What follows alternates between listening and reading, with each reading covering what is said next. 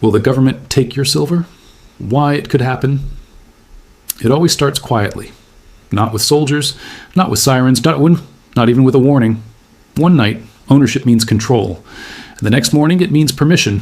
No price crash, no breaking news ticker, just a change in language that most people miss. Because when governments stop talking about assets and start talking about strategic materials, the rules no longer belong to the market. They belong to necessity. And by the time necessity speaks out loud, the decision has already been made. Stay with the story to the end. Because what happens next is never announced in advance.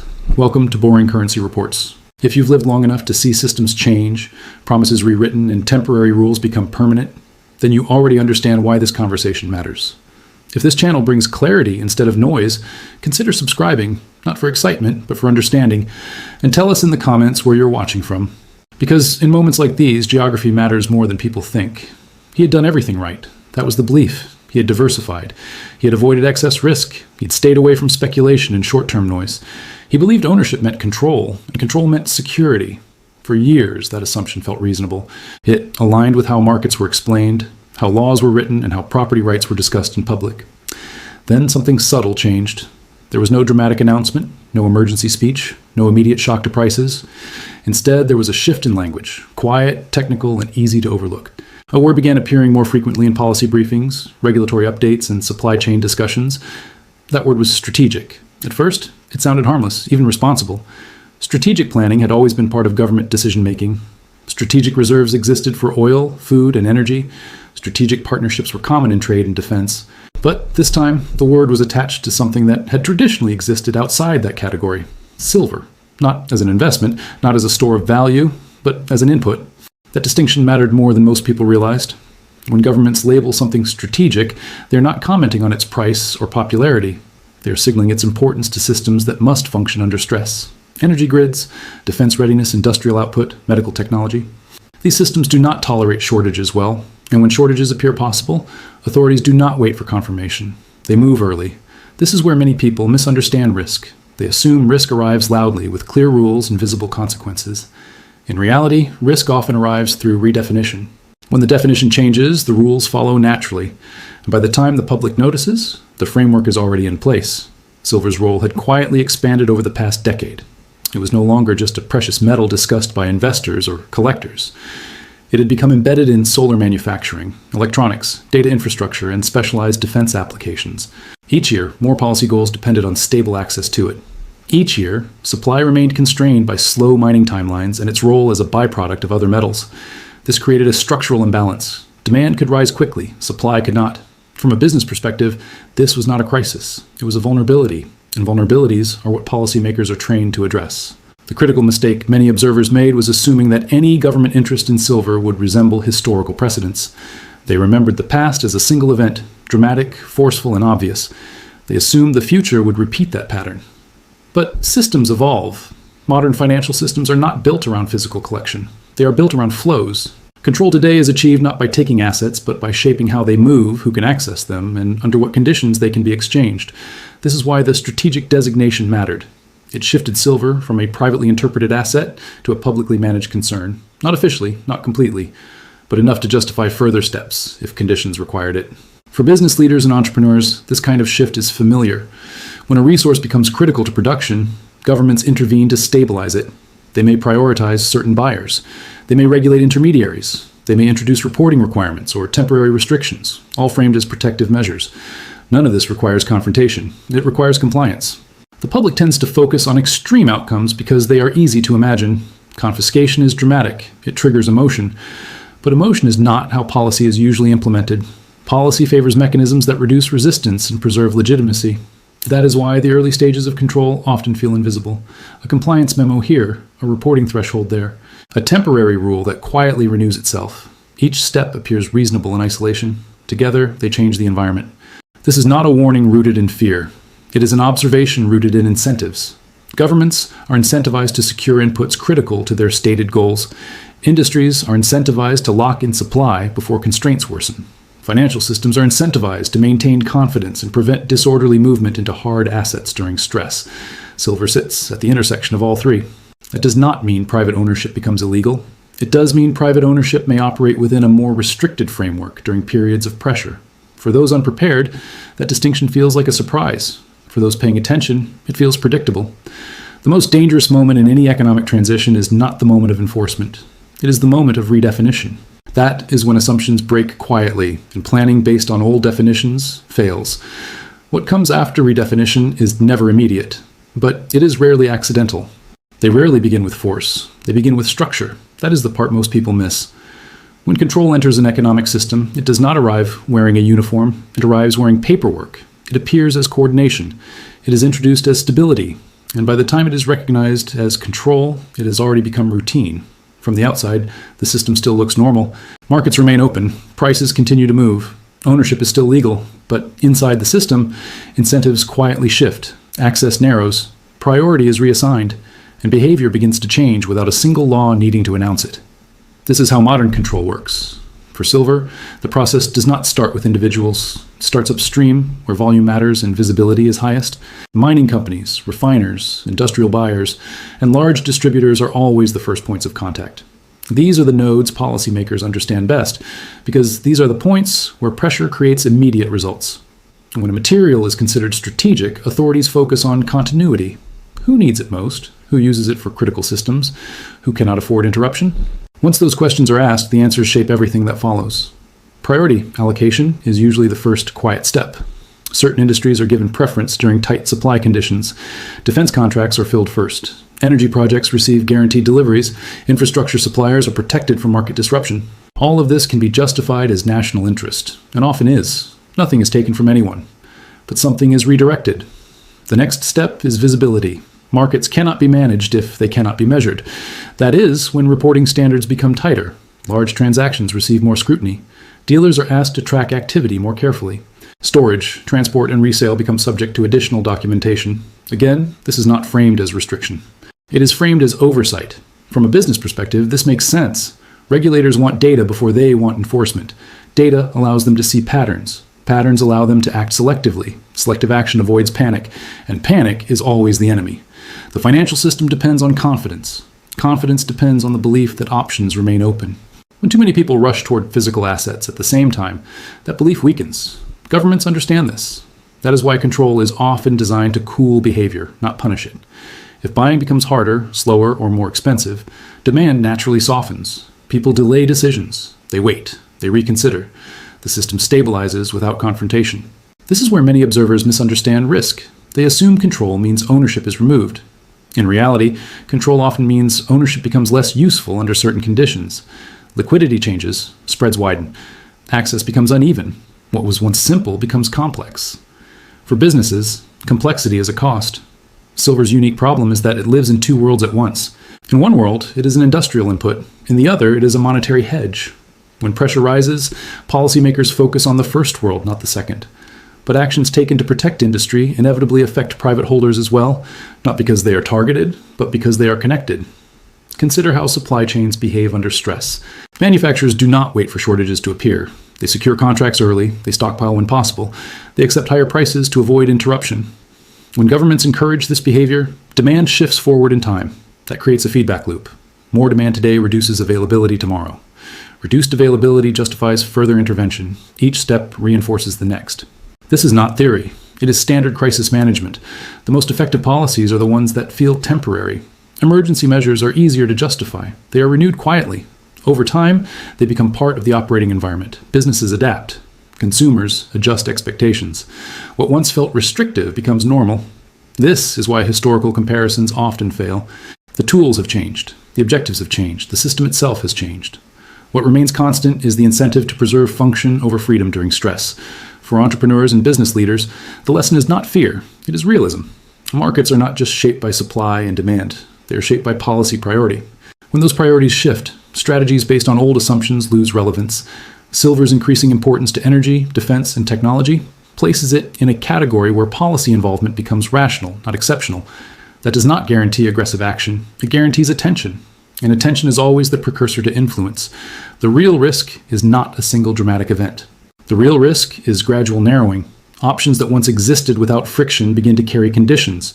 Transactions that once cleared easily require explanation. Ownership that once felt absolute begins to feel contextual. Those who notice early adjust calmly. Those who notice late feel trapped. Part 2 of this story is not about what authorities will do. It is about what they are structurally prepared to do, and preparation, once in place, tends to be used when pressure demands it. The system does not ask for permission when it shifts. It only signals, quietly, patiently before it moves, and those signals are already present. Pressure in economic systems does not announce itself. It accumulates. That accumulation is rarely visible in headlines. It appears instead in delays, adjustments, and quiet behavior changes among institutions that cannot afford surprises.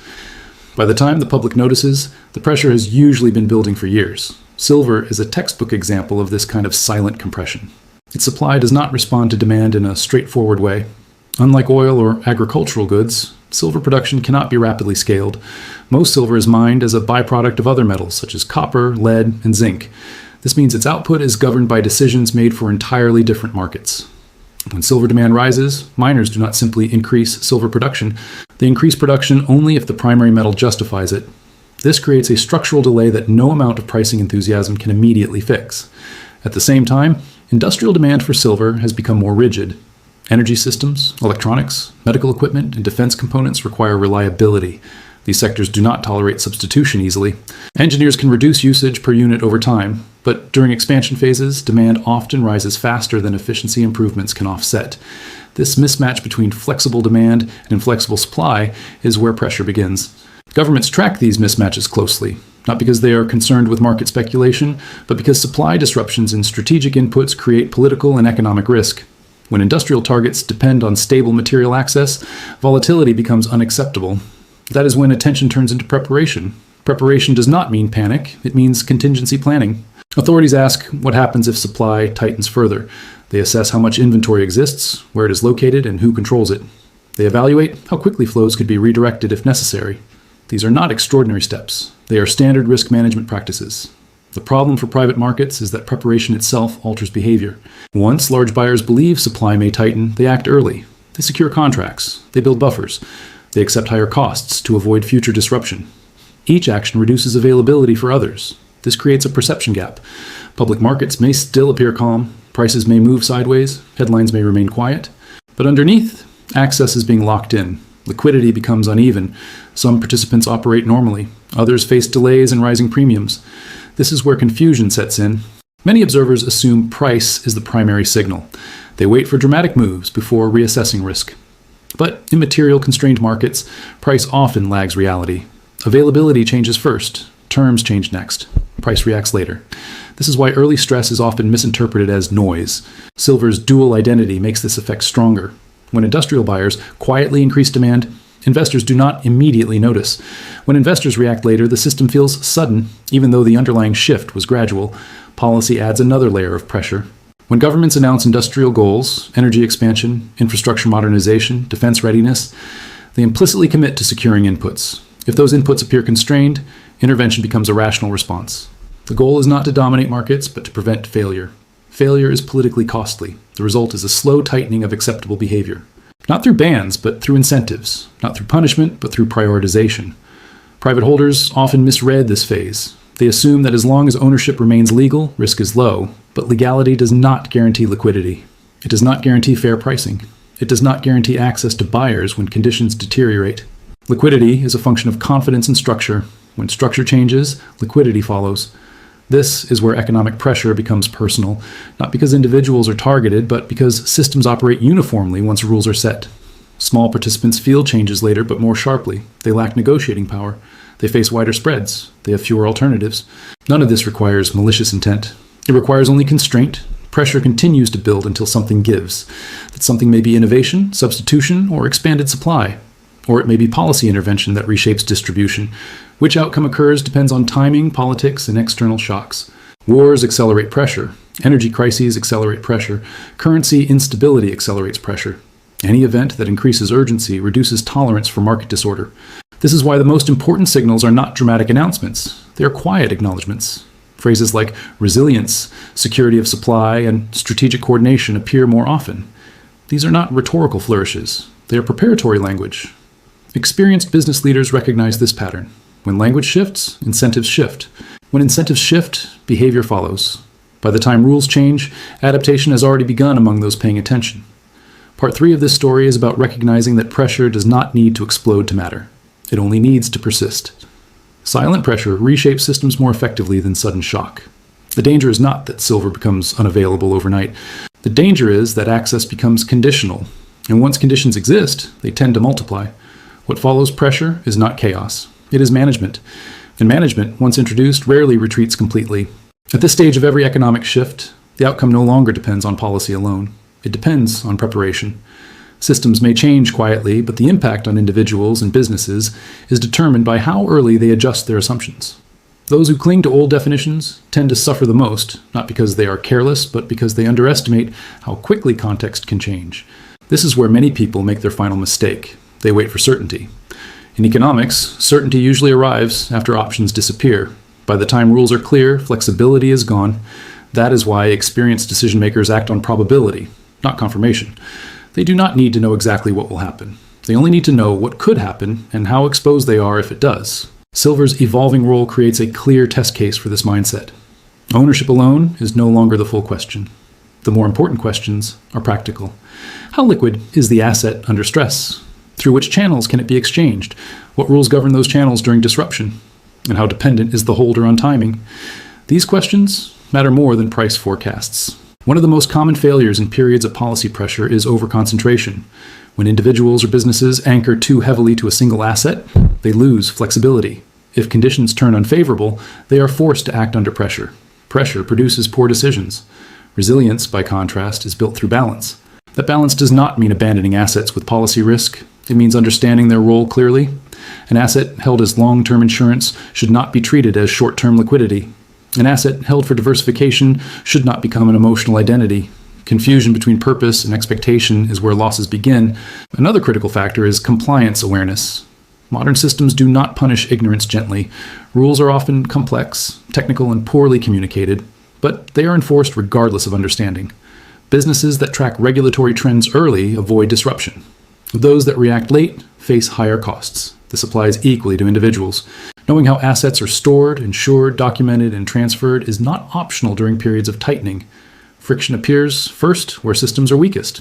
Poor documentation, unclear custody, and unrealistic assumptions about access all increase vulnerability. It is also important to understand what not to do. Panic-driven behavior is the fastest way to transfer wealth to more disciplined actors.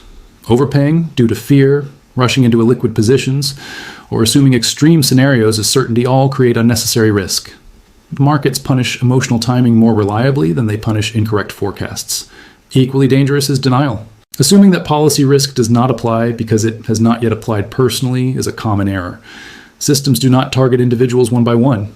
They change rules broadly. Those who fail to adapt are affected not because they are singled out, but because they are unprepared. History does not repeat perfectly, but it does rhyme in structure. Crises lead to coordination. Coordination leads to control. Control leads to new norms. Those norms persist longer than expected. For entrepreneurs and business leaders, the lesson is clear. Strategic awareness is no longer optional. Policy has become a market force. Ignoring it is equivalent to ignoring interest rates or supply costs. This does not mean living in fear. It means planning within reality. Silver's position as a strategic material illustrates a broader trend.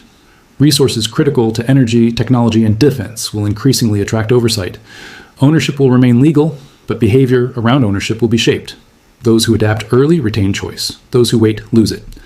The final dividing line is mindset. Some people react to change by asking whether something is allowed. Others ask whether something is wise. The second group consistently outperforms the first over long periods because wisdom anticipates constraints rather than testing them. And survival in economic transitions is not about outsmarting the system. It is about understanding how the system behaves under stress and positioning accordingly. Those who remain flexible, diversified, informed, and disciplined rarely need dramatic action. They adjust gradually, they preserve optionality, they avoid forced decisions. Those who ignore signals often face abrupt choices with limited outcomes. This is not a prediction. It is a filter. It separates those who view assets as static objects from those who understand them as parts of a living system. Systems change, rules adapt, incentives shift. The question is never whether change will occur. The question is who will still have room to move when it does. And in every cycle, the answer is the same. Those who prepared quietly long before certainty arrived.